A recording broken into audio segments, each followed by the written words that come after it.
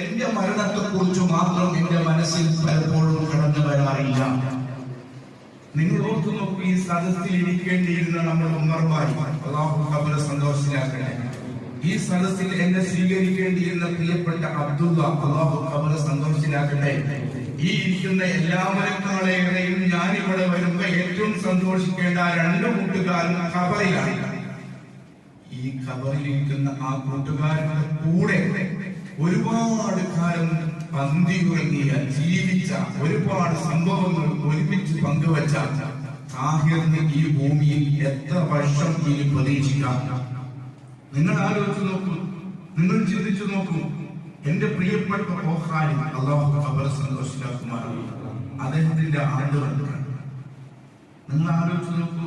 ഒരു ദിവസം രാത്രി 2:30-3 മണി സമയത്ത് കോഴിക്കോട് ഓഫീസിൽ ഞാനും കൊച്ചിയും ഇരുന്ന് ഗൗരവത്തിലുള്ള ചർച്ചയാണ്. എന്താ ചർച്ച? ഒരു പ്രത്യേക പ്രതിസന്ധി നേരിട്ടുകൊണ്ടിരിക്കുന്ന ഈ സമയത്ത് നമ്മുടെ പ്രസ്ഥാനത്തെ നയിക്കുവാൻ കെൽപ്പുള്ള ഒരു നേതാവ് ആരെ നമ്മൾ കാണും? ഒരുപാട് ചർച്ച. രാത്രി 2:30 മണിക്ക് നാട് മുഴുവൻ ഉറങ്ങുമ്പോൾ ചർച്ചയാണ്. അവസാനം കണ്ടെത്തിയത് ഖാലിദിനെയാണ്. ഖാലിദുള്ളതാണെങ്കിൽ ഗൾഫിലാണ്. അദ്ദേഹത്തെ 2 വർഷത്തേക്ക് ലീവ് പിടിച്ചു കൊണ്ടുവന്നിട്ടെങ്കിലും ഈ പ്രസ്ഥാനത്തിന്റെ നേതൃത്വം ഏൽപ്പിക്കണമെന്ന് ചിന്തിച്ച് അതിനുവേണ്ടി ബഹുമാനപ്പെട്ട ഉസ്താദിനെ നേരിട്ട് കണ്ട് സമീപിച്ച് വിഷയം പറയാൻ സുബഹി ബാങ്ക് വിളിച്ചുടനെ പോകാൻ തീരുമാനിച്ചു. സുബഹി ബാങ്ക് വിളിച്ചുടനെ നിസ്കരിച്ച് ഞങ്ങൾ പുറത്തിറങ്ങാൻ നിൽക്കുമ്പോൾ ഖാലിദിന്റെ ഫോൺ, എന്താ ഫോൺ വരുന്നറിയോ? അത് പറയുന്നത് ഞാൻ നാട്ടിലേക്ക് വന്നുകൊണ്ടിരിക്കുക, ഇപ്പൊ ഞാൻ നാട്ടിലേക്ക് വന്നുകൊണ്ടിരിക്കുകയാണ്. ഞങ്ങൾക്ക് വലിയ സന്തോഷമായി, വല്ലാത്തൊരു സന്തോഷമുള്ള വിഷയമാണല്ലോ. ഞങ്ങൾ ഇന്നലെ രാത്രി ഉറങ്ങാതെ സംസാരിച്ചത് ആരെ കുറിച്ചായിരുന്നോ ആ ഖാലിദാണ് ഞങ്ങളുടെ മുന്നിലേക്ക് വരുന്നത്. ആവേശത്തോടെ ഞങ്ങൾ കാത്തിരുന്നു. അദ്ദേഹത്തെ വഴിയിൽ കണ്ട് സംസാരിച്ചു. വിഷയം പറയാൻ തുടങ്ങിയപ്പോൾ അദ്ദേഹം വീട്ടിൽ പോയി വരട്ടെ എന്ന് പറഞ്ഞു. ഞങ്ങൾ വളരെ പ്രതീക്ഷയോടെ കാത്തിരുന്ന ഖാലിദ് തന്റെ വീട്ടിൽ കാത്തിരിക്കുന്ന പ്രിയപ്പെട്ട ഉമ്മയുടെയും ഭാര്യയുടെയും പിഞ്ചു പൈതന്റെയും മുന്നിലെത്താൻ ഏതാനും കിലോമീറ്റർ മാത്രം ബാക്കി നിൽക്കുമ്പോൾ ആക്സിഡന്റിൽ ഘട്ടം ഘട്ടമായി ചിതറിക്കൊള്ളു. ഇന്ന് ആ ഖാലിദ് ഖബറിന്റെ ഉള്ളിലാണെങ്കിൽ ആ ചർച്ചയിൽ എന്റെ കൂടെ ഉണ്ടായിരുന്ന അബ്ദുറസാഖ് കൊച്ചി ഖബറിലാണ്. ഇനി ആ ചർച്ചയിൽ ഒരേ ഒരു മെമ്പറാണ് ബാക്കിയുള്ളത്. അത് നിങ്ങളുടെ മുന്നിൽ നിൽക്കുന്ന താഹിറാണ്. എനിക്ക് എത്ര ദിവസം ഈ ഭൂമിക്ക് മുകളിൽ പ്രതീക്ഷിക്കാം? എന്റെ പ്രിയപ്പെട്ടവരെ, മരണം ഒരു കഥയല്ല. മരണം ഒരു കഥയല്ല, മരണം ഒരു യാഥാർത്ഥ്യമാണ്. ഇന്ന് രാത്രി ഞാൻ മരിക്കാം, നിങ്ങൾ മരിക്കാം, അതൊരു സത്യമാണ്. പ്രിയപ്പെട്ട അബ്ദുള്ളയുടെ മുഖം ഞാൻ ഈ സദസ്സിൽ കാണുകയാണ്. എന്റെ ഉമ്മറിന്റെ മുഖം അറിയാതെ മനസ്സിലേക്ക് വരികയാണ്.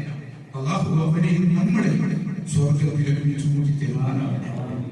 എന്റെ പ്രിയപ്പെട്ട കൂട്ടുകാരോട് ഞാൻ പറയുന്നത്, ഇന്ന് രാത്രി നീ മരിക്കാം, ഇന്ന് രാത്രി നീ മരിക്കാം, ഇന്ന് രാത്രി നീ മരിക്കാം.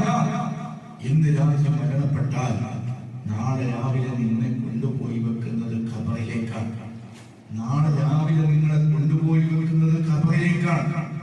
ആ ഖബറിൽ കിടക്കുന്ന നമ്മുടെ അവസ്ഥ എന്താണ്? മനസ്സറിഞ്ഞ് ഒറ്റക്കൊന്ന് ആലോചിച്ചിട്ടുണ്ടോ? നിങ്ങൾ ആലോചിച്ചിട്ടുണ്ടോ? ഖബറിൽ ഒറ്റക്ക് കിടക്കുന്ന രംഗം. ഇന്ന് രാത്രി തറാവീഹ് നിസ്കാരം കഴിഞ്ഞ് എന്റെ കൂട്ടുകാരൻ 1:30 മണി സമയത്തേക്ക് എണീക്കാവുന്ന രൂപത്തിൽ നമ്മൾ അലാറം വെച്ച് കിടക്കുക. അത്താഴത്തിന് നമ്മൾ 3 മണിക്കാണല്ലോ എണീക്കാറുള്ളത്. ഇന്ന് 1:30 മണിക്ക് എണീക്കാം. 1:30 മണിക്ക് എണീറ്റ് നമ്മുടെ നാട്ടിലെ പള്ളിക്കാടുള്ള ആ ഖബർസ്ഥാനുള്ള പള്ളിയിലേക്ക് ലൈറ്റ് എടുക്കാതെ പുറപ്പെടണം. കഴിയുമെങ്കിൽ അവിടെ പോകുന്ന വഴിയിലെ ലൈറ്റ് ഓഫ് ചെയ്യുക. നേരെ ചെന്ന് പള്ളിയിലെ മെയിൻ സ്വിച്ച് ഓഫ് ചെയ്താൽ കൂടിയിരുട്ടിൽ നമ്മുടെ മുന്നിൽ പള്ളിയുടെ കറുത്ത ഇരുണ്ട രൂപം ഇങ്ങനെ കണ്ടുകൊണ്ടിരിക്കും. ആ ഇരുണ്ട രൂപത്തിലേക്ക് ഒരു 10-15 മിനിറ്റ് സമയം സൂക്ഷിച്ചു നോക്കിയ ശേഷം തൊട്ടു പിന്നിൽ കിട്ടുന്ന ഖബറുകൾ എടുത്തു ചാടി പള്ളിക്കാടിന്റെ നടുവിലെത്തിയാൽ അവിടെ നിൽക്കുക. ഇപ്പോൾ നാം നിൽക്കുന്നത് പള്ളിക്കാടിന്റെ നടുവിലാണ്. കൂരിട്ടാണ്. ചുറ്റുഭാഗത്ത് നിറയെ ഖബറുകളാണ്. ശാന്ത ഗാംഭീര്യത്തോടെ പിസാൻ കല്ലുകൾ നമ്മളെ ഉറ്റുനോക്കുന്നുണ്ട്. ഒരു 15 മിനിറ്റ് സമയം ആ ചുറ്റുഭാഗത്ത് കാണുന്ന ഖബറുകളിലേക്കൊക്കെ ഒന്ന് സൂക്ഷിച്ചു നോക്കി തൊട്ടടുത്ത് കിട്ടുന്ന ഒരു ഖബറും കെട്ടിപ്പിടിച്ച് അരമണിക്കൂർ സമയം കിടക്കാൻ നമുക്ക് ധൈര്യമുണ്ടോ? ഒരമണിക്കൂർ സമയം അർദ്ധരാത്രി ഒറ്റക്ക് കൂരിട്ടിൽ ഒരു ഖബറും കെട്ടിപ്പിടിച്ച് കിടക്കാൻ നമുക്ക് ധൈര്യമുണ്ടോ? പേടിപ്പെടുത്തുന്ന വല്ലതും വന്നാൽ ഇറങ്ങി ഓടാലോ, കാല് കൂടെയുണ്ടല്ലോ ഇന്ന്. അതേ സമയത്ത് ഖബറിന്റെ ഉള്ളിലേക്ക് വെക്കപ്പെടുമ്പോഴോ കരഞ്ഞാൽ മനുഷ്യരിൽ നിന്ന് കേൾക്കുമല്ലോ. ഖബറിന്റെ ഉള്ളിൽ നീ കിടക്കുമ്പോഴോ, കിടക്കുന്ന ഉറപ്പല്ലേ, കിടക്കുമെന്നത് ഉറപ്പല്ലേ, അത് കഥയല്ലോ. ആ ഖബറിന്റെ ഉള്ളിൽ നീ കിടക്കുകയാണ്. നമ്മുടെ അബ്ദുള്ള ആ ഖബറിന്റെ ഉള്ളിൽ ഇപ്പോൾ കിടക്കുകയാണ്. ആ ഖബറിന്റെ ഉള്ളിൽ കിടക്കുന്ന നിന്റെ അവസ്ഥ എന്താണ്? നിന്റെ മുകളിൽ മണ്ണ്, താഴെ മണ്ണ്, ചുറ്റുഭാഗത്ത് മണ്ണ്. പള്ളിക്കാട്ടിലെ കൂരിരുട്ടിൽ മണ്ണിനടിയിൽ നീണ്ടു നിവർന്ന് കിടന്ന് നീ ചിന്തിക്കാതെ ജീവനെ നഷ്ടപ്പെട്ടിട്ടുള്ളൂ, ബുദ്ധി നഷ്ടപ്പെട്ടിട്ടില്ല, ബുദ്ധി നഷ്ടപ്പെട്ടിട്ടില്ല. ഖബറിന്റെ ചാരത്തിൽ നിന്ന് തിരിഞ്ഞു പോകുന്ന നിന്റെ കൂട്ടുകാരുടെ ചെരുപ്പടിക്കാരന്റെ ശബ്ദം നീ കേൾക്കുമെന്ന് മുഹമ്മദ് റസൂലുള്ളാഹി. ബുദ്ധി കൂടുകയാണ് ചെയ്യുക, പറയില്ല. മരണത്തോടെ ബുദ്ധി കൂടുകയാണ് ചെയ്യുന്നത്. ആ ഖബറിൽ കിടന്ന് നീ ആലോചിക്കും, പടച്ചവനെ, എന്റെ പ്രിയപ്പെട്ട ഭാര്യയും മക്കളും എന്റെ വേർപാട് താങ്ങാൻ കഴിയാതെ സങ്കടപ്പെട്ട് കരയുന്നുണ്ട്. പക്ഷേ അവരെ കിടക്കുന്നത് ലൈറ്റ് ഓൺ ചെയ്തിട്ടാണ്. ഞാനോ കൂരിരുട്ടിലാണ്. എന്റെ ഇന്നലെ കൂടെ നിന്നിരുന്ന മുസ്ലിം ജമാഅത്തിന്റെ കൂട്ടുകാർ എന്റെ വേർപാട് താങ്ങാൻ കഴിയാതെ ഉറക്കം വരാതെ തിരിഞ്ഞും മറിഞ്ഞും കിടക്കുകയാണ്. പക്ഷേ അവർ കിടക്കുന്നത് ബെഡിലാണ്, ഞാനോ മണ്ണിലാണ്. എന്റെ മുകളിൽ മണ്ണാണ്, എന്റെ താഴെ മണ്ണാണ്, എന്റെ വലതുഭാഗത്ത് മണ്ണാണ്, എന്റെ ഇടതുഭാഗത്ത് മണ്ണാണ്. പള്ളിക്കാട്ടിലെ കൂരിരുട്ടിൽ മണ്ണിനടിയിൽ ഞാൻ ഒറ്റക്കാണെന്ന് ബോധ്യം വരുമ്പോ നാം കരയുന്ന ഒരു കരച്ചിലുണ്ട്. ആ കരച്ചിലെങ്ങാൻ നിന്റെ മകൻ കേട്ടാൽ ആ മകന് ബുദ്ധിയോടെ ലോകത്ത് ജീവിക്കാൻ കഴിയില്ല. അത്രയും വലിയ കരച്ചിൽ, കരയുന്ന ഉറപ്പല്ലേ. ഖബറിന്റെ മുകളിൽ കിടക്കാൻ ധൈര്യമില്ലാത്ത നീ നല്ല ബുദ്ധിയോടുകൂടി ഖബറിന്റെ ഉള്ളിൽ കിടക്കുകയാണ്. വീട്ടുകാരെ ഓർമ്മ വരികയാണ്, കുടുംബങ്ങളെയും നാട്ടുകാരെയും ഓർമ്മ വരികയാണ്. പേടിച്ചരണ്ട് നിലവിളിച്ച് കലഞ്ഞ് കിടക്കുമ്പോ ഒരിടച്ച് ശ്രദ്ധിച്ചു നോക്കുമ്പോ ജീവനുള്ള സർപ്പം ഇഴഞ്ഞിഴഞ്ഞിഴഞ്ഞു വന്ന് നിന്റെ നെഞ്ചിലൂടെ ഇഴഞ്ഞു വന്ന് നിന്റെ നെഞ്ചിൽ കിടന്ന് നിന്റെ മുഖത്തേക്ക് പത്തി വിടർത്തി ആഞ്ഞിൽ ഭക്താനൊരുങ്ങി നോക്കിക്കൊണ്ടിരിക്കുന്നു. കൂരിരുട്ടിലും അതിന്റെ കണ്ണുകൾ തടങ്ങുന്നു, അതിന്റെ നാവ് പ്രകാശിക്കുന്നു. ആ കൂരിരുട്ടിൽ നെഞ്ചത്ത് കിടക്കുന്ന സർപ്പത്തിന്റെ ജ്വലിക്കുന്ന കണ്ണുകളിലേക്ക് ഉറ്റുനോക്കി വാവിട്ട് നിലവിളിക്കാനില്ലാതെ ഇറങ്ങി ഓടാൻ കഴിയോ? മുകളിൽ മണ്ണല്ലേ, താഴെ മണ്ണല്ലേ, ചുറ്റുഭാഗത്ത് മണ്ണല്ലേ. എന്തായിരിക്കും ആ സമയത്ത് നിന്റെ അവസ്ഥ? ഇത് കഥയല്ലോ. ഇത് എനിക്ക് ഉണ്ടാവില്ല എന്ന് പറയാൻ തോന്നുന്ന ആരെങ്കിലും കൈപ്പൊക്ക്.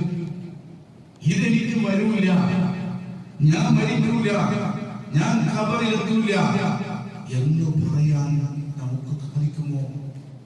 ആ ഖബറിന്റെ ഉള്ളിൽ ഒറ്റയ്ക്ക് കിടന്ന് വാവിട്ട് നിലവിളിച്ച് കരഞ്ഞുകൊണ്ടിരിക്കുമ്പോ ആ സർപ്പങ്ങാലും ഒരു തവണ നിങ്ങൾ കൊത്തിപ്പോയാൽ 70,000 വർഷം 70,000 വർഷം 70,000 വർഷം ഒരൊറ്റ കൊത്തിന്റെ കാരണമായി നീ വേദന കൊണ്ട് പെടയുമെന്ന് മുഹമ്മദ്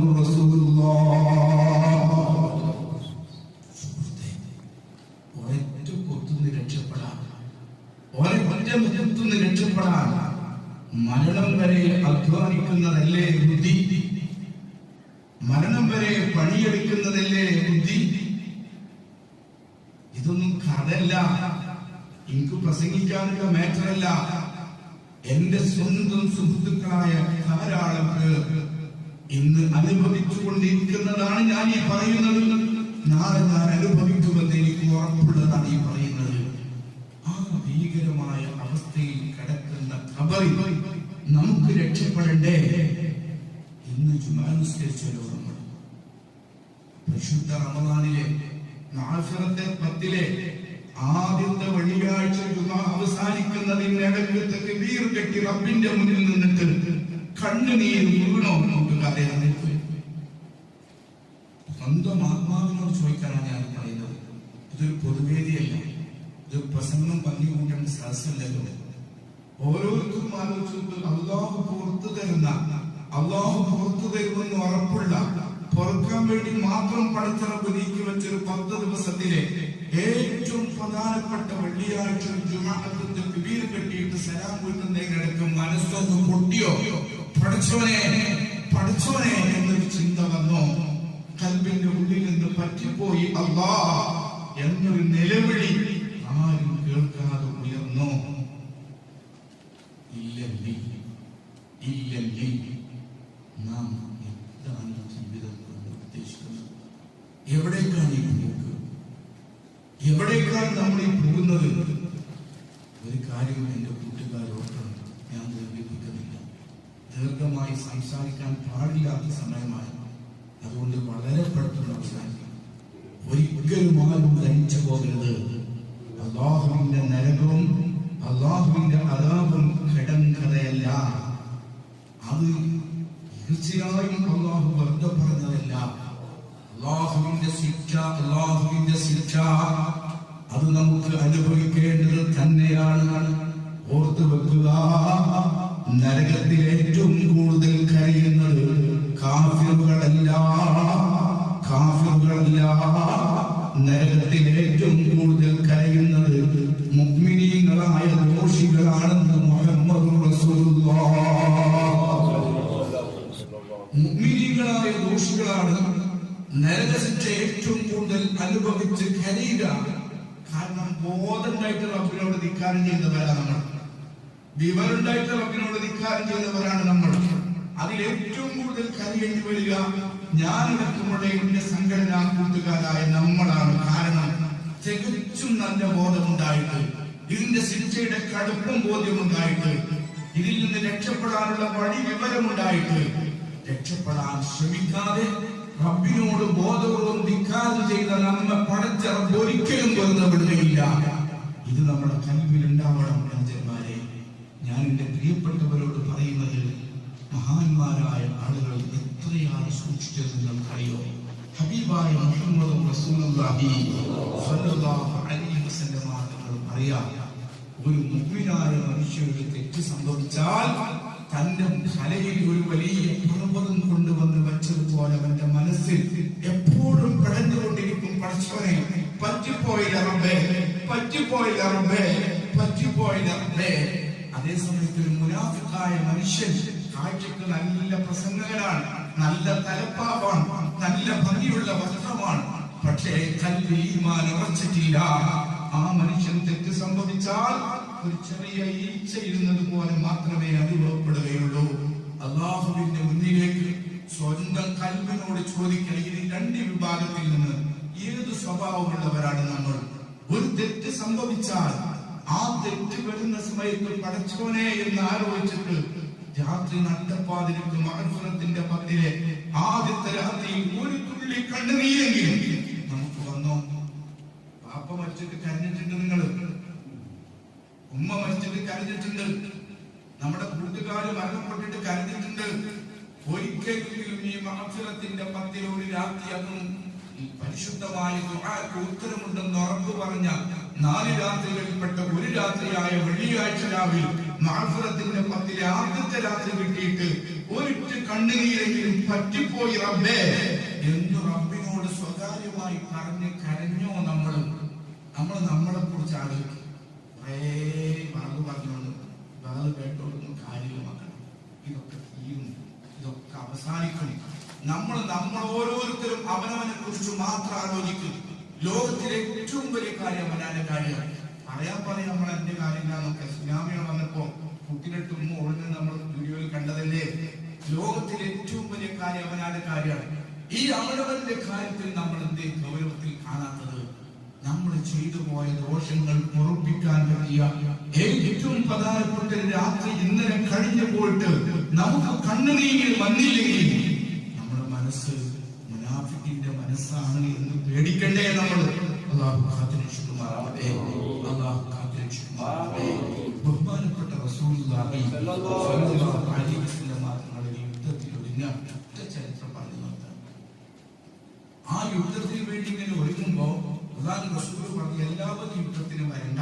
ഇപ്പൊ നമുക്ക് അത്യാവശ്യം ആളുകളൊക്കെ ഉള്ളൊരു കാലായി മാറി. ബദറിലെ പോലെ ഉഹദിലെ പോലെ അല്ല.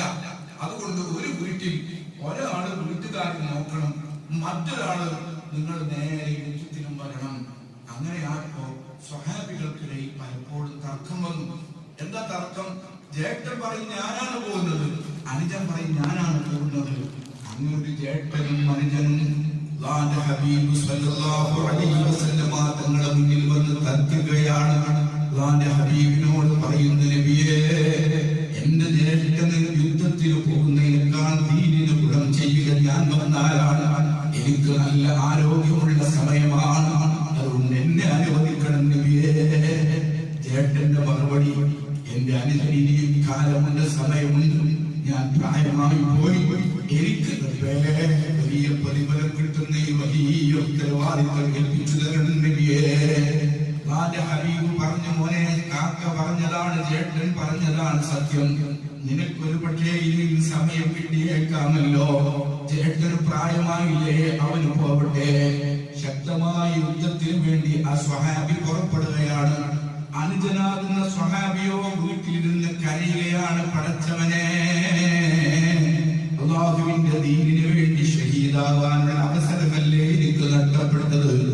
ആലോചിച്ചിങ്ങനെ വീട്ടിൽ നിന്ന് സുബ്ഹാനല്ലാഹ് സങ്കടപ്പെടുന്നതിനിടക്ക് പിശാച് ഖൽബിലേക്ക് സ്വാധീനം ചെലുത്തുന്നു.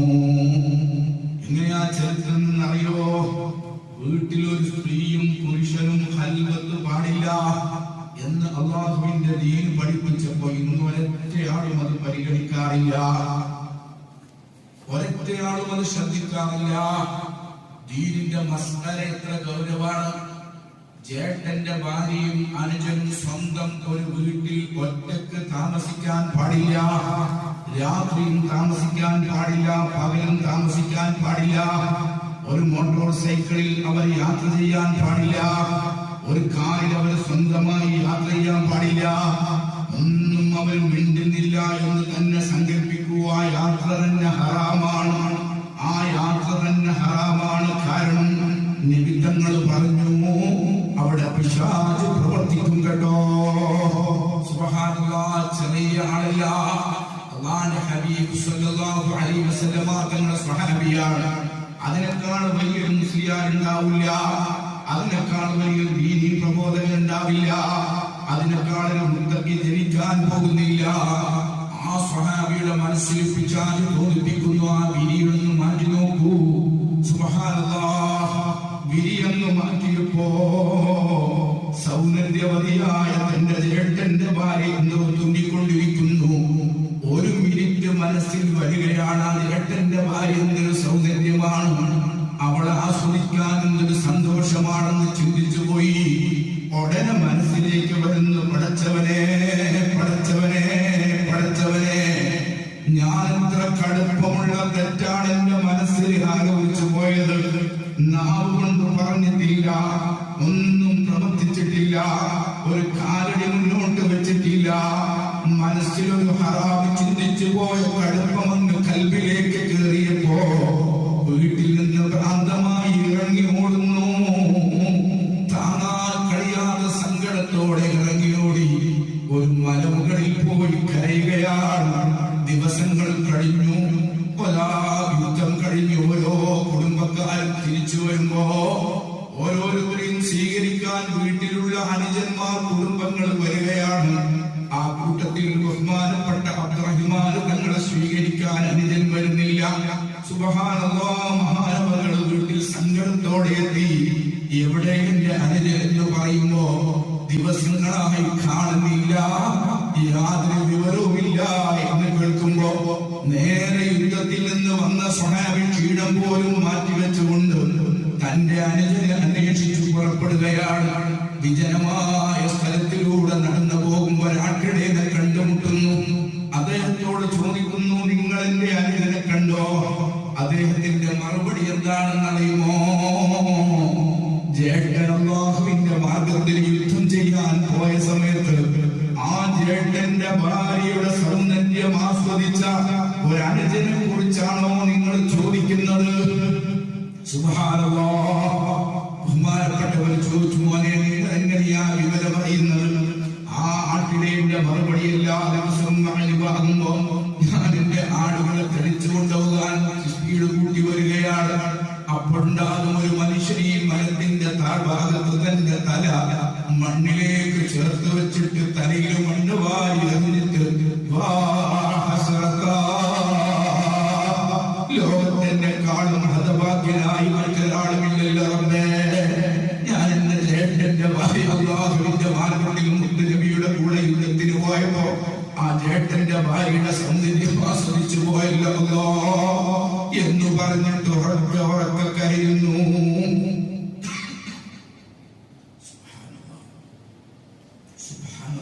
ഒരു തെറ്റ് ചെയ്തിട്ടില്ല മക്കളെ, ഒരു തെറ്റ് മനസ്സിൽ ചിന്തിച്ചു പോയി. ആ ഒറ്റ ബേജാറുകൊണ്ട് വീട്ടിൽ നിന്ന് ഇറങ്ങി ഓടിയിട്ടു ദിവസങ്ങളോളം ഒറ്റക്കിരുന്ന് കരയുകയാണ്. വെള്ളമില്ല, ഭക്ഷണമില്ല, ഉറക്കില്ല, വിശ്രമമില്ല. ആഴ്ചകളോളം കരഞ്ഞ് കരഞ്ഞ് കരഞ്ഞ് അവസാനം വിതുമ്പി കരഞ്ഞുകൊണ്ട് ആ സ്വഹാബി കിടക്കുമ്പോ ജേട്ടൻ ഇങ്ങനെ കാത്തിരുന്നു. മഴവിന്റെ സമയമായി. ആ മരത്തണയിൽ വന്ന് ആ മനുഷ്യൻ കരയുന്നത് കാണുമ്പോ മെല്ലെ ചെന്ന് വിളിക്കുന്നു. അവിടുത്തെ മറുപടി എന്താണെന്ന് അറിയുമോ? അല്ലാഹ്, എനിക്കങ്ങോട്ട് വരാനുള്ള ധൈര്യം പോരാ, മുത്തനബിയുടെ മുഖത്ത് നോക്കാൻ എന്നെ കൊള്ളില്ല, അതുകൊണ്ട് ഞാൻ അങ്ങോട്ട് വരുന്നില്ല. സുബ്ഹാനല്ലാഹ്. ബഹുമാനപ്പെട്ട സ്വഹാബി വരാൻ ഒരിക്കലും അനുവദിക്കുന്നില്ലെന്ന് കാണുമ്പോ സങ്കടത്തോടെ ജേട്ടൻ ഒരുപാട് ഉപദേശിച്ചു നോക്കി. നിങ്ങൾ തെറ്റ് ചെയ്തില്ലല്ലോ, തെറ്റാരോടും പറഞ്ഞില്ലല്ലോ, ഒരു കാലടി എടുത്ത് വെച്ചില്ലല്ലോ, നിങ്ങളെ മനസ്സിൽ ആഗ്രഹിക്കുക മാത്രമല്ലേ ചെയ്തുള്ളൂ. അല്ലാഹു ഗഫാറല്ലേ, പുറത്തു തരില്ലേ എന്നിങ്ങനെയൊക്കെ ഉപദേശിച്ചു നിർദ്ദേശിച്ചെങ്കിലും അദ്ദേഹം കൂട്ടാക്കുന്നില്ല. നേരെ വീട്ടിൽ വന്ന് വിവരം പറയുമ്പോ ആ സ്വഹാബിയുടെ മകളുണ്ട്, വാപ്പയെ കാണാൻ കൊതിച്ച് കാത്തിരിക്കുന്നു. ആ മകള് ഓടി വരികയാണ്. വാപ്പാ, വാപ്പാ, എന്റെ കൂടെ വീട്ടിലേക്ക് വരണമെന്ന് പറയുമ്പോ സുബ്ഹാനല്ലാഹ്, ആ സ്വഹാബി സങ്കടപ്പെട്ടിട്ട് പറഞ്ഞു, മോളെ, വാപ്പാക്ക് ധൈര്യം വരുന്നില്ല, എന്റെ വാപ്പ എന്റെ കൂടെ വരണം, എന്റെ വാപ്പ എന്റെ കൂടെ വരണം നിർബന്ധിക്കുകയാണ്. സുബ്ഹാനല്ലാഹ്. ആ സ്വഹാബി സങ്കടപ്പെട്ടുകൊണ്ട് വീട്ടിൽ നിന്ന് മകളുടെ നിർബന്ധത്തിന് വഴങ്ങി എണീറ്റിട്ടൊരു നിബന്ധന വെക്കുന്നു. എന്താ നിബന്ധന എന്നറിയുമോ?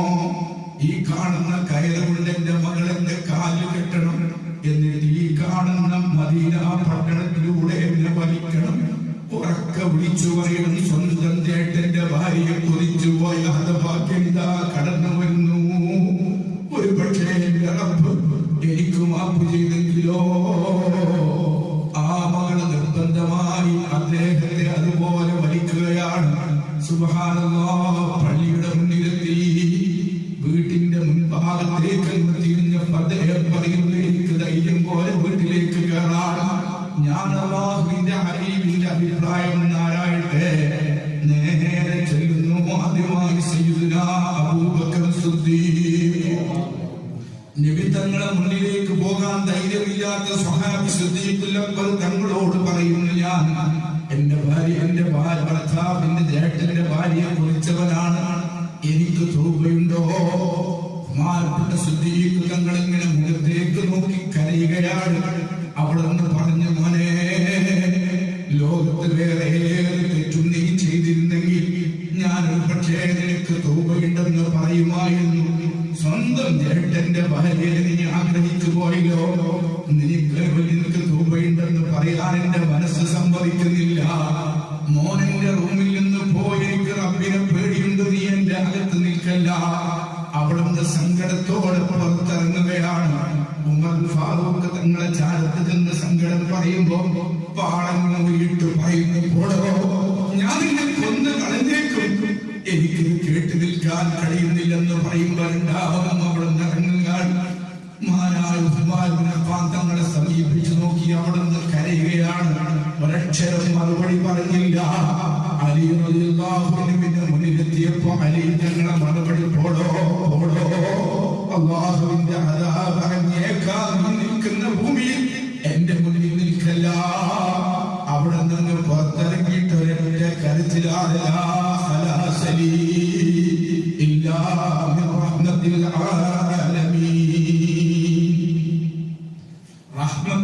ആലമീനായ മുത്തുനബി സ്വല്ലല്ലാഹു അലൈഹി വസല്ലമ തങ്ങളെ കൊണ്ടല്ലാതെ എനിക്ക് രക്ഷയില്ല.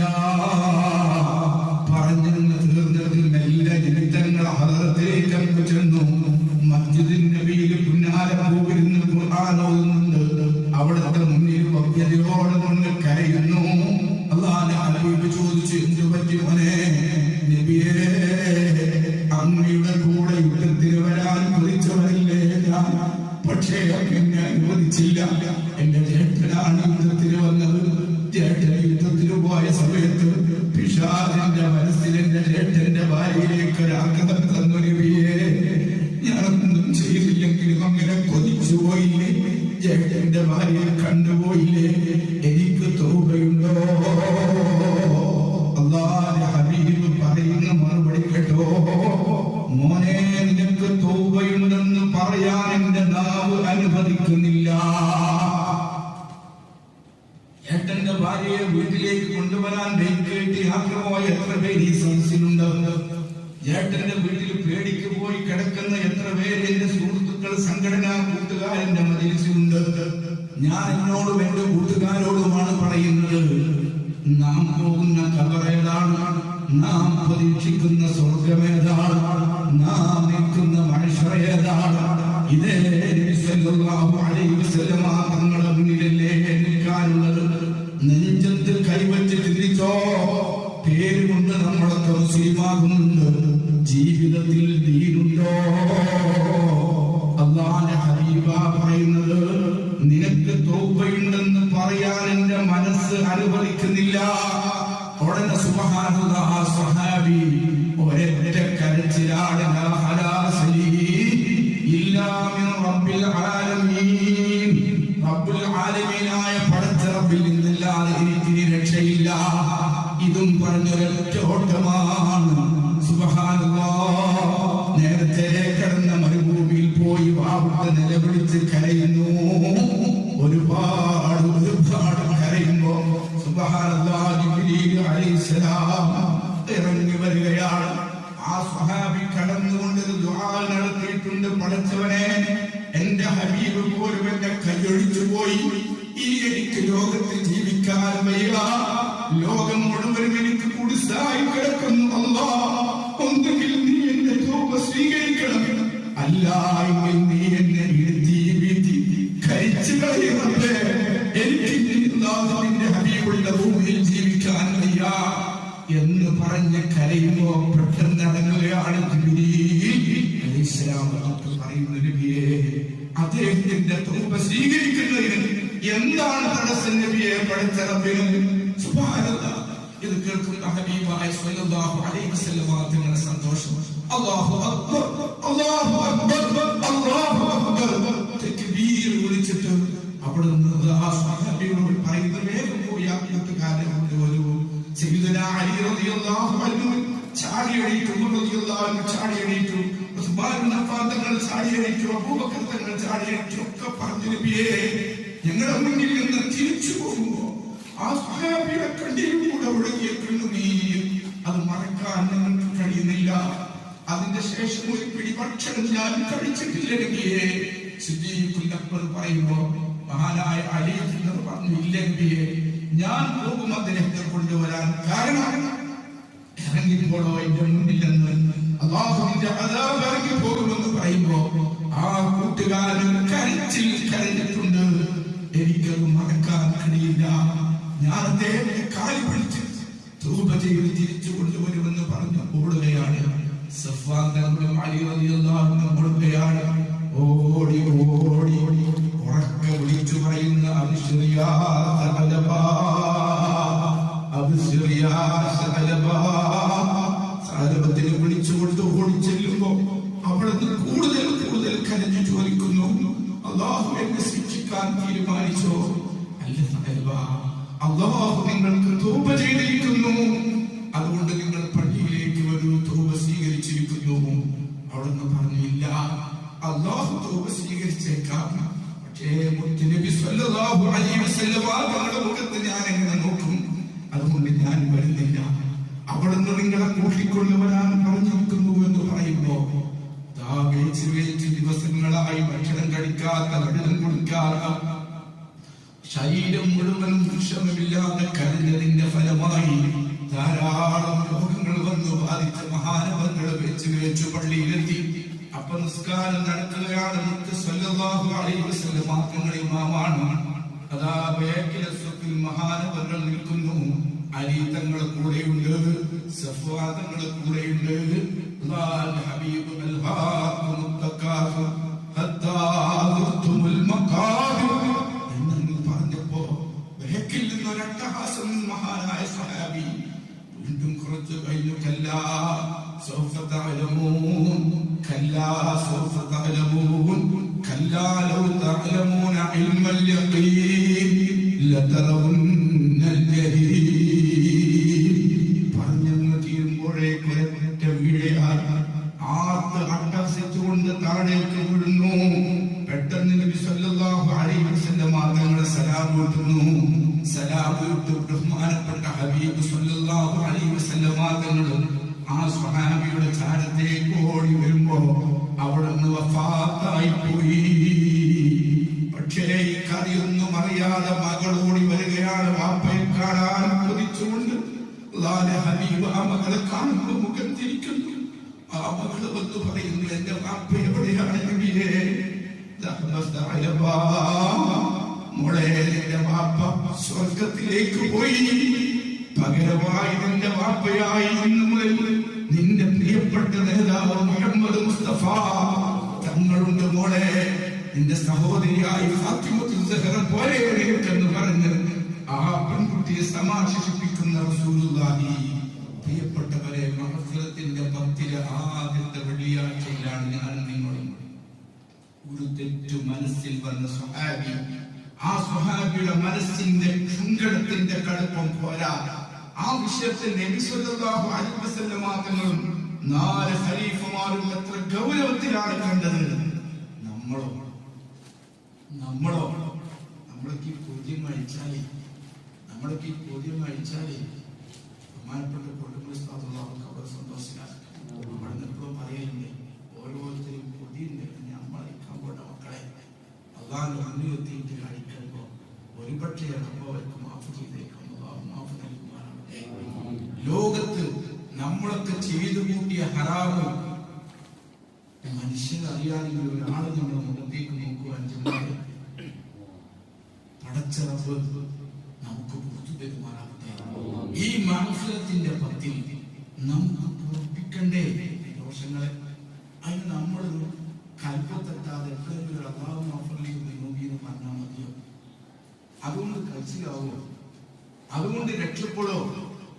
ഒരു തെറ്റിൽ ഒരു തവണയെങ്കിലും അസ്തഗ്ഫിറുല്ലാഹ് എന്ന് പറയണ്ടേ? നമുക്ക് ഒരു തെറ്റിൽ ഒരു തവണയെങ്കിലും അസ്തഗ്ഫിറുല്ലാഹ് എന്ന് പറയണ്ടേ? അത് കൽബ് തട്ടണ്ടേ? എത്ര വലിയ തെറ്റ് ചെയ്ത മനുഷ്യനാണെങ്കിലും പുറത്തു തരാം.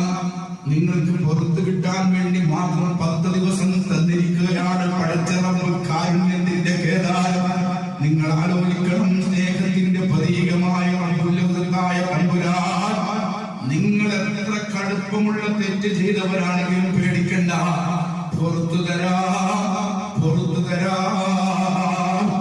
എന്ന് വാക്ക് ചെയ്തിരിക്കുകയാണ്. എന്റെ കരളിന്റെ ഘട്ടങ്ങളെ നമുക്ക് വല്ലാത്ത പ്രതീക്ഷയാണ്. ഞാൻ എപ്പോഴും പറയാനുള്ള സംഭവം മാത്രം പറഞ്ഞു നിർത്തട്ടെ. വഴു പറയുന്നത് നിങ്ങൾ നന്നാവണമെന്ന് കൊതിച്ചുകൊണ്ടല്ല. നിങ്ങൾ നന്നായാൽ എനിക്ക് സന്തോഷമാണ്, ഇല്ലെങ്കിലും എനിക്ക് സന്തോഷമാണ്. എനിക്ക് നന്നാവാൻ കഴിയണം. ഈ പ്രസംഗം കൊണ്ട് അതിന്റെ അപ്പുറത്തൊരു ലക്ഷ്യം ഈ പ്രസംഗത്തിനില്ല. എന്റെ കരടിന്റെ കടുങ്ങളെ ഞാൻ എപ്പോഴും ആവർത്തിച്ച് എന്റെ കൽബിനോട് പറയാറുള്ളത് സംഭവം, ബഹുമാനപ്പെട്ട നബിയുല്ലാഹി മൂസാ അലൈഹിസ്സലാമിനെ പടച്ച റബ്ബ് ഒരു തവണ വിളിക്കുകയാണ്. മൂസാ നബിയോട് പറയുന്ന, നബിയെ, ഈ വിജനമായ സ്ഥലത്തൊരു മയ്യത്ത് കിടപ്പുണ്ട്, നിങ്ങളൊന്ന് പോയി പരിചരിക്കണേ. മൂസാ അലൈഹിസ്സലാം അല്ല ചെല്ലുന്നു. മൂസാ അലൈഹിസ്സലാം ചെന്ന് ആ മയ്യത്തിനെ പരിപാലിക്കുകയാണ്. പരിപാലിക്കാൻ ഇങ്ങനെ തുടങ്ങുമ്പോ നാട്ടുകാർ ഓടി വന്നിട്ട് ചോദിക്കുന്നു, ഓ നബിയേ, ഈ മനുഷ്യൻ മോശപ്പെട്ട മനുഷ്യനാണ്, നിങ്ങൾക്കറിയുമോ? നാവ് കൊണ്ട് പറയാൻ അറക്കുന്ന എത്ര തെറ്റുകളുണ്ടോ അത് മുഴുവനും ഈ മനുഷ്യൻ ചെയ്തിട്ടുണ്ട്. പരസ്യമായി ചെയ്ത ഹറാമുകൾക്ക് പരിധിയില്ല. ഒരു ഹൈറെങ്കിലും ആ മനുഷ്യന്റെ ജീവിതത്തിൽ ഞങ്ങളാരും കണ്ടിട്ടില്ല. അതുകൊണ്ട് ഈ മനുഷ്യന്റെ പയ്യത്തു പരിപാലനത്തിന് ഞങ്ങൾ തയ്യാറാകാതെ മാറ്റിവെക്കും ഒരു പ്രവാചകരായി നിങ്ങൾ വന്ന് ഈ ദൗത്യം ഏറ്റെടുക്കുന്നത് ശരിയാണോ? മഹാനായ മൂസാ അലൈഹിസ്സലാം പടച്ച റബ്ബിലേക്ക് കൈയുയർത്തിയിട്ടൊരു ചോദ്യമാണ്, പടച്ചവനെ, ഇത്രയും മോശപ്പെട്ടൊരു മനുഷ്യന്റെ മയ്യത്ത് പരിപാലനത്തിന് എന്തിനു വേണ്ടിയാ റബ്ബേ നീ എന്നെ തെരഞ്ഞെടുത്തത്? അല്ലാഹു പറഞ്ഞൊരു മറുപടിയുണ്ട് മക്കളെ, താഹിമ വലിയ പ്രതീക്ഷയുള്ള മറുപടിയാണ്. എന്റെ കൂട്ടുകാരെ, എന്റെ അനുജന്മാരെ, നമുക്ക് വല്ലാത്ത പ്രതീക്ഷയുള്ളൊരു മറുപടിയാണ്. എന്താ മറുപടി എന്നറിയുമോ? അവളെന്ന് പറഞ്ഞു, എന്റെ അടിമ, ഓ നബിയേ, അവര് പറഞ്ഞതുപോലെ സകല ഹറാമുകളും ചെയ്തിട്ടുണ്ട്. അവർ ചെയ്യാത്തൊരു കടുപ്പമുള്ള തെറ്റും ബാക്കിയില്ല. അവരറിഞ്ഞതും അറിയാത്തതുമായി അവരറിഞ്ഞതിനേക്കാളേറെ ഹറാമുകൾ അയാൾ ചെയ്തിട്ടുണ്ട്. പക്ഷേ ഇന്നലെ രാത്രി അദ്ദേഹം എണീറ്റിരുന്നു. എന്റെ അടിമ, അയാളുടെ ഭാര്യ ഉറങ്ങുകയാണ്, മക്കൾ ഉറങ്ങുകയാണ്, നാട് മുഴുവൻ ഉറങ്ങുകയാണ്. ആ സമയത്ത് ആ അടിമ എണീറ്റിന്ന് എന്നെ വിളിക്കുന്നു, ഉറങ്ങാത്ത റബ്ബേ, ലോകം മുഴുവനും ഉറങ്ങിക്കിടക്കുമ്പോ നിന്റെ ഈ അടിമ എണീറ്റിരുന്നു കൊണ്ട് ഉറങ്ങാത്ത നിന്നെ വിളിച്ചുകൊണ്ട് അപേക്ഷ വെച്ചോട്ടെ റബ്ബേ, നിന്റെ ആകാശത്തിന്റെ ചുവട്ടിൽ എന്നെക്കാൾ മോശപ്പെട്ട ഒരു മനുഷ്യനെന്ന് ജീവിച്ചിരിക്കില്ല റബ്ബേ. ഞാൻ ചെയ്യാത്ത ഹറാമം ആക്കിയില്ല അല്ലാഹ്. എന്നാൽ എന്നെക്കാളും മോശപ്പെട്ട ഒരു മനുഷ്യൻ പുറത്തു കൊടുത്താലും നിന്റെ ഔദാര്യം അവസാനിക്കില്ല റബ്ബേ. അതുകൊണ്ട് ഈ പാപത്തിനൊന്ന് മാപ്പ് തരുമോ അല്ലാഹ്? ഈ സാധുവിനൊന്ന് മാപ്പ് തരുമോ റബ്ബേ? എന്റെ അടിമ മനസ്സ് പൊട്ടിയിട്ട് ലോകം മറ്റു ഒരാളും അറിയാതെ എന്നെ ഞാനും എന്റെ അടിമയും മാത്രം അറിയുന്ന രൂപത്തിൽ ഇന്നലെ രാത്രി എന്നെ വിളിച്ചപ്പോ ആ അടിമയുടെ ചോദ്യത്തിന്റെ മുന്നിൽ പുറത്തു കൊടുക്കാതിരിക്കാൻ എന്റെ ഔദാര്യം എന്നെ അനുവദിച്ചില്ല നബിയേ. അതേ റബ്ബല്ലേ ഇപ്പോഴുള്ളത്? അതേ റബ്ബല്ലേ ഇപ്പോഴുള്ളത്? റബ്ബിന് മാറ്റമില്ല. അതേ റബ്ബ് തന്നെയാണ്. എത്ര കടുപ്പമുള്ള തെറ്റ് സംഭവിച്ചവരെ, പ്രിയപ്പെട്ടവരെ, ആരും അറിയാതെ പടച്ച റബ്ബിന്റെ മുന്നിലേക്ക് കൽബ് കൊണ്ട് ഒരൊറ്റ തവണ പറഞ്ഞാൽ മതി, പടച്ചോനെ പറ്റിപ്പോയി റബ്ബേ, പറ്റിപ്പോയി റബ്ബേ, സംഭവിച്ചു പോയി അല്ലാഹ്, മാഫാക്കണേ അല്ലാഹ്. ഇതാരും കേൾക്കാതെ നിങ്ങളും നിങ്ങളെ റബ്ബ് പറയുന്ന രൂപത്തിലെന്ന് പറഞ്ഞാലോ അല്ലാഹ് അടുത്ത മറുപടി പറയുന്നത് ഒന്നുകൂടി ശ്രദ്ധിക്കൂ. അയാൾ എന്നെ രാത്രി വിളിച്ചത് നാവ് കൊണ്ടല്ല നബിയേ, കൽബിന്റെ ഉള്ളിൽ നിന്ന് മനസ്സ് പൊട്ടി നെഞ്ചുരുകിയാൾ വിളിച്ചാൽ ഇഖ്ലാസിന്റെ കടുപ്പം കൊണ്ട് അയാൾ ചെയ്ത സകല വ്യഭിചാരങ്ങളും മദ്യപാനങ്ങളും ഹറാമുകളും ഞാൻ എന്റെ കൃപയുടെ ഫലമായി സൽക്കർമ്മത്തിന്റെ പട്ടികയിലേക്കങ്ങ് മാറ്റിക്കളഞ്ഞ നബിയേ. അതുകൊണ്ടാണ് ലോകത്തുനിന്ന് ജീവിക്കുന്ന ഏറ്റവും വലിയ മഹാനായ ഒരു പ്രവാചകൻ അദ്ദേഹത്തിന്റെ മരുഭയത്ത് പരിപാലിക്കുന്ന അവസ്ഥയിലേക്ക് അദ്ദേഹത്തെ ഉയർത്തിയത്. ഞാൻ എന്റെ ഔദാര്യം ഇഖ്ലാസിന്റെ ഫലമായി നൽകിയതാണ്. മക്കളെ, വഅദ് പറയുമ്പോ താങ്കൾ കരയും, ഒരു പ്രയോജനവുമില്ല. വഅദ് കേൾക്കുമ്പോ നിങ്ങൾ കരയും, പ്രയോജനം പ്രയോജനം ഉണ്ടാവണമെന്നില്ല. നമ്മൾ നല്ല മജ്‌ലിസുകളിൽ പോയിരുന്ന് സയ്യിദന്മാരെ ദുആക്ക് ആമീൻ പറയുമ്പോൾ കണ്ണുനീര് വരുന്നതിന് വലിയ പ്രയോജനം ഉണ്ടാവണമെന്നില്ല. വേണ്ടെന്ന് ഞാൻ പറയുന്നില്ല. അതിനേക്കാളൊക്കെ വലുത് ലോകം മുഴുവനും ഉറങ്ങുമ്പോ, എല്ലാവരും ശ്രമിക്കുമ്പോ, ലോകത്തൊരാളും കാണുന്നില്ലെന്ന് ബോധ്യം വരുമ്പോ, റബ്ബും നിങ്ങളും മാത്രം അറിയുന്ന രൂപത്തിൽ പറ്റിപ്പോയി റബ്ബേ, പറ്റിപ്പോയി റബ്ബേ, പറ്റിപ്പോയി അല്ലാ, നെഞ്ചുരുകി അങ്ങ് പറയാൻ നമുക്ക് കഴിയുമോ? സകല ദോഷങ്ങളും പുറത്തു തരുന്ന കാരുണ്യവാനായ ഒരു റബ്ബ് നമുക്കുണ്ട്. ആ കാരുണ്യവാനായ പടച്ച റബ്ബിലേക്ക് മനസ്സറിഞ്ഞിട്ടൊന്ന് കരയാൻ ഒരു 10 ദിവസം നമുക്ക് അനുവദിച്ച് കിട്ടിയ സന്തോഷത്തിലാണ് നമ്മൾ. ഒരു വീട്ട് നഷ്ടപ്പെട്ടാൽ വിലപ്പെട്ട വീട്ടാണ് നഷ്ടപ്പെടുന്നത്. നാവ് കൊണ്ട് കഴിയുന്ന രൂപത്തിൽ ചെല്ലിക്കോ. നാവ് കൊണ്ട് ചെല്ലിയാറില്ലെങ്കിലും മനസ്സെപ്പോഴും കൽബ് മുഴുവനും റബ്ബിലേക്ക് മാറ്റിവെച്ചാൽ ഏത് കടുപ്പമുള്ള ദോഷവും പുറത്തു തരുന്ന റബ്ബ് നമുക്കുണ്ട്. മറന്നു പോകണ്ട. ഒരൊറ്റ സംഭവം കൂടി പറഞ്ഞോട്ടെ. ബഹുമാനപ്പെട്ട നബിയുല്ലാഹി മൂസാ അലൈഹിസ്സലാമിന്റെ മുന്നിൽ ഒരു പാവപ്പെട്ട മനുഷ്യനുണ്ട്. അദ്ദേഹം ഈ വാദങ്ങൾ കേൾക്കുമ്പോ മനസ്സറിഞ്ഞിട്ട് റബ്ബിനോട് കരയും, ദുആ ചെയ്യും, തൗബ ചെയ്യും. പിന്നെയും അയാൾ തെറ്റ് സംഭവിക്കും. എന്റെയും നിങ്ങളെയും അവർക്ക് അതാണല്ലോ. ഞാനിതൊക്കെ ഓർത്തു വെക്കുന്നത് എന്റെ കാര്യത്തിലാണ്, നിങ്ങളെ കാര്യത്തിലല്ല. ഞാൻ എന്റെ കാര്യത്തിലാണ് ഇതിങ്ങനെ ഓർത്ത് പറയാറുള്ളത്. സുഹൃത്തുക്കളെ, പോലെ മനുഷ്യൻ നന്നാവാൻ കൊതിക്കും, കരയും, സാഹചര്യങ്ങളെ കണ്ടുമുട്ടും. അവരിലൂടെ രക്ഷപ്പെടാനുള്ള വഴികൾ വീണ്ടും പടികളിലേക്ക് വീഴുപോകും. അങ്ങനെ വീണ്ടും അത് കേൾക്കുമ്പോ കൽബ് പടയും, കരയും. അങ്ങനെ വീണ്ടും തെറ്റ് ചെയ്യും. മൂസാ നബിയോട് ഓരോ തവണ ഇദ്ദേഹം തൗബ ചെയ്യുമ്പോഴും പടച്ച റബ്ബ് പറയും, അദ്ദേഹത്തിന്റെ തൗബ സ്വീകരിച്ചില്ല, തൗബ സ്വീകരിച്ചില്ല, തൗബ സ്വീകരിച്ചില്ല. 16ാമത്തെ തവണ അദ്ദേഹത്തിന്റെ തൗബ സ്വീകരിച്ചില്ല എന്ന് മൂസാ നബി എന്ന വിവരം അറിയിച്ചപ്പോ അദ്ദേഹം ഒരൊറ്റോട്ടമാണ് ഓടിയിട്ട് വിജനമായ ഒരു സ്ഥലത്ത് പോയി. ലോകത്തൊരാളും കാണുന്നില്ലെന്ന് ബോധ്യം വരുന്ന സ്ഥലത്ത് വെച്ചൊരു വിളിയാണ്, അല്ലാഹ് നിന്റെ ഔദാര്യം പറ്റിപ്പോയ റബ്ബേ, നിന്റെ കൃപ ഉണങ്ങിപ്പോയ റബ്ബേ, നിന്റെ കൃപ അവസാനിച്ചു അല്ലാഹ്. ഈ പാവപ്പെട്ട അടിമക്ക് മാപ്പ് ചെയ്യുന്നതിന് എന്താണ് നിനക്ക് തടസ്സം റബ്ബേ? ആരാണ് നിന്നെ തടയുന്നത് അല്ലാഹ്?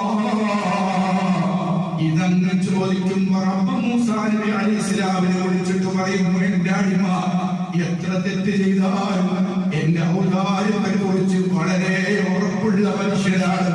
അദ്ദേഹത്തിന്റെ മനസ്സിൽ എന്നെ കുറിച്ചുള്ള വിശ്വാസം കടുപ്പമാണ്. എന്റെ അടിമ എന്നെ എങ്ങനെയാണോ മനസ്സിലാക്കുന്നത് ആ രൂപത്തിലാണ് ഞാൻ അവനോട് പെരുമാറുന്നത്. അതുകൊണ്ട് ഞാൻ അവൻ ചെയ്ത സകല ദോഷവും പുറത്തു കളഞ്ഞു. ഇത് പറഞ്ഞ റബ്ബ് തന്നെയാണ് ഇപ്പോഴുമുള്ള ധനജന്മാരെ. ഈ മഗ്ഫിറത്തിന്റെ 10 നമുക്ക് അവസരമാണ്. പഠിച്ചിട്ടുണ്ട് എനിക്ക്. ഇതാ ഇന്ന് തിരുത്താനുള്ള സമയമുണ്ട് കേട്ടോ എന്ന് ഉസ്താദ് പറഞ്ഞത്. നിങ്ങൾക്ക് അറബി ഭാഷയിലായിരുന്നു, മനസ്സിലായോ അറിയില്ല. അറിയുന്നവർ തന്നെ നെഞ്ചുരുകിയിട്ടത് കേട്ടോ എനിക്കറിയില്ല. ഉസ്താദ് ലാഘവത്തിലാൽ വായിച്ചു പോയത്. എത്ര ഗൗരവമുള്ള വാക്കാണ് പറഞ്ഞിരിക്കുന്നത്. ഇന്ന് നിനക്ക് തിരുത്താൻ അവസരമുണ്ടോ? ഇന്ന് നിനക്ക് തിരുത്താനുള്ള അവസരമുണ്ട്. അതുകൊണ്ട് ആരോ നിങ്ങളുടെ രോഗങ്ങളെ മുഴുവനും ഇതാ സുഖപ്പെടുത്തിക്കോളൂ. ഇത് അവസരമാണ്. ഇന്ന് രാത്രി മരിക്കാം, നാട്ടിൽ നിന്ന് പോകുന്ന പോക്കിൽ ആക്സിഡന്റ് ആവാം. എന്റെ പ്രിയപ്പെട്ട ഉമർ ഭായി ഖബറിൽ കിടക്കുകയാണല്ലോ, അബ്ദുള്ള ഖബറിൽ കിടക്കുകയാണല്ലോ. അവരുടെ മാതാപിതാക്കൾ പലരും ഖബറിലുണ്ടല്ലോ. ഇവിടെയുള്ള ഒരുപാട് പ്രവർത്തകന്മാരും ഖബറിലുണ്ടല്ലോ. ഈ 1ാമത്തെ സഫയിൽ നിന്ന് എത്രയോ എനിക്ക് പേരറിയുന്ന കൂട്ടുകാർ ഖബറിലാണല്ലോ. ആ ഖബറിൽ ഞാനും നിങ്ങളും ഇന്ന് രാത്രി എത്താം. ഇന്ന് രാത്രി എത്താം. അത് പ്രസംഗിക്കാനുള്ളതല്ല, അനുഭവിക്കാനുള്ളതാണ്. അനുഭവിക്കാനുള്ളതാണ്. എന്റെ അനുജന്മാരോട് ബക്കറ്റ് കാണിക്കുന്നുണ്ട്. സുബ്ഹാനല്ലാഹ്. ആ ബക്കറ്റിൽ നിങ്ങൾ കൊടുക്കുന്ന കാശിന്റെ ആദ്യത്തെ സംഖ്യ അനുജന്മാരെ നിങ്ങളെ പല ആശുപത്രിയിൽ കൊണ്ട് ചെല്ലുമ്പോ പരിചയിക്കാനുള്ളതാണോ അറിയില്ല. ഇന്നലെ നമ്മുടെ ലോകത്തിൽ ഞാൻ മയ്യത്ത് കുളിപ്പിച്ചിട്ട് കോവിഡ് ബാധിച്ച കൂട്ടുകാരനെ മയ്യത്ത് കുളിപ്പിച്ചിട്ട് ഇപ്പൊ വീട്ടിൽ വന്ന് നിൽക്കുകയാണെന്നാണ് പറയുന്നത്. അത് നാളെ നിങ്ങളാവാം, ഞാനാവാം. ഈ മാസ്കിനോ നമ്മുടെ ഈ കാണുന്ന പേപ്പറുകൾക്കോ ഈ സംവിധാനങ്ങൾക്കൊന്നും പടച്ച റബ്ബിന്റെ ഖലാഇനെ നേരിടാൻ കഴിയില്ല. പടച്ച റബ്ബിന്റെ ഖലാഇനെ നേരിടാനാവില്ല. നമ്മളെക്കാൾ ഈ ലോകത്ത് ജീവിക്കേണ്ടിയിരുന്നവർ എത്രയോ ഹൈറ് ദുനിയാവിൽ കിട്ടുമായിരുന്ന ആളുകൾ, ധാരാളം ഗുണം കിട്ടുമെന്ന് നമ്മൾ കൊതിച്ച ആളുകൾ, അവരൊക്കെ ഖബറിലാണ്. ഒന്നിനും കൊള്ളാതെ നമ്മളിവിടെ ജീവിച്ചത് കൊണ്ട് റബ്ബിന് ഒരു ഗുണവും കിട്ടാനില്ല, ഈ ഭൂമിക്ക് ഒരു ഗുണവും ലഭിക്കാനില്ല, ഈ ദുനിയാവിലും ഹൈറും കിട്ടാനില്ല. വല്ലതും നേടാൻ അല്ലാഹു നൽകിയാൽ വലിയ ഭാഗ്യമാണ്. ഏതൊരു സമയത്തും ഒരുങ്ങി നിൽക്കുകയല്ലാതെ മാർഗമില്ല. എപ്പോഴാണ് പോവേണ്ടി വരിക അറിയില്ല. മരണത്തിന് പ്രായവ്യത്യാസമില്ല. നരകത്തിൽ ഏറ്റവും കൂടുതൽ കഴിയുന്നത് കാഫിറുകളല്ല, മുഅ്മിനീങ്ങളായ ദോഷികളാണ്. മുഅ്മിനീങ്ങളായ ദോഷികളാണ്. സുബ്ഹാനല്ലാഹ്. ഹബീബായ സ്വല്ലല്ലാഹു അലൈഹി വസല്ലമ തങ്ങളുടെ മുന്നിൽ ഒരു തവണ ജിബ്രീൽ അലൈഹിസ്സലാം വരുന്നു. നബി തങ്ങൾ സ്വർഗത്തിലെ സന്തോഷത്തിലാണ്. സ്വർഗത്തിലിരിക്കുന്ന നബി തങ്ങളുടെ മുന്നിലേക്ക് ജിബ്രീൽ വന്നിട്ട് മുഖത്തേക്ക് നോക്കിയിട്ട് പറയാൻ ധൈര്യമില്ലാതെ കരയുകയാണ്. കരയുമ്പോൾ ബഹുമാനപ്പെട്ട നബി സല്ലല്ലാഹു അലൈഹി വസല്ലമ തങ്ങൾ ജിബ്രീലിനെ വിളിച്ചിട്ട് ചോദിക്കുന്നു, എന്തിനാ കരയുന്നത്? അവിടുന്ന് പറയുന്ന മറുപടി എന്താണെന്ന് അറിയുമോ?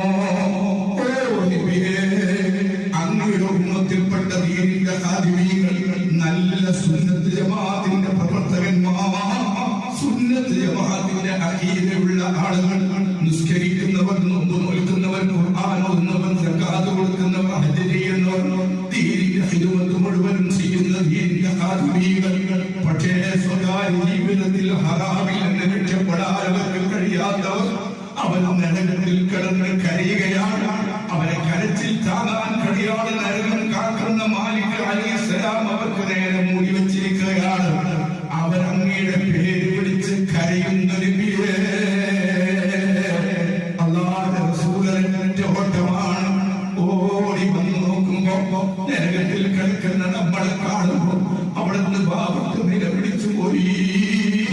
കരടിന്റെ ഘട്ടങ്ങളെ, പ്രിയപ്പെട്ടവരെ, അർശിന്റെ താഴ്ഭാഗത്ത് സുജൂദിൽ കിടന്ന പുന്നാരൂർ സല്ലല്ലാഹു അലൈഹി വസല്ലമ തങ്ങൾ കരയുമ്പോ പടച്ച റബ്ബിന്റെ മറുപടി, അവർക്ക് ഈ നരകത്തെ കുറിച്ച് പഠിപ്പിച്ചത് തങ്ങളല്ലേ നബിയേ, കഥയല്ല. താഹിനെ പ്രസംഗിക്കാനുള്ള തൗഫീഖ് തന്നത് പടച്ച റബ്ബാണ്. ഈ ശ്രേണിയെ കുറിച്ച് റബ്ബിനോട് ചോദിക്കും. കേൾക്കുന്ന നിങ്ങൾക്ക് ഈ തൗഫീഖ് തന്ന റബ്ബ് നിങ്ങളെ കുറിച്ച് ചോദിക്കും. എന്തു മാറ്റം നമ്മിൽ ഈ റമദാൻ ഉണ്ടാക്കി? ഈ മഗ്ഫിറത്തിന്റെ